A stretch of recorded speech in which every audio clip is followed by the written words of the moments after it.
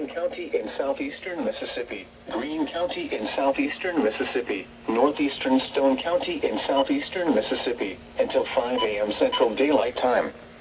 At 4:22 a.m. Central Daylight Time, severe thunderstorms were located along a line extending from 3 miles south of Stafford Springs to 6 miles northwest of McLaurin, moving southeast at 45 miles per hour. Hazard, 60 miles per hour wind gusts and penny-size hail.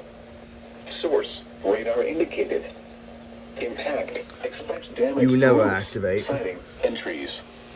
Locations impacted include Waynesboro, Richton, Clara, Beaumont, New Augusta, McLean, and Buckatona. For your protection, move to an interior room on the lowest floor of a building.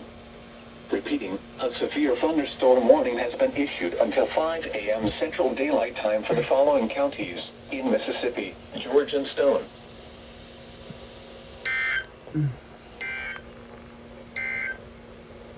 The National Weather Service in Mobile has issued a severe thunder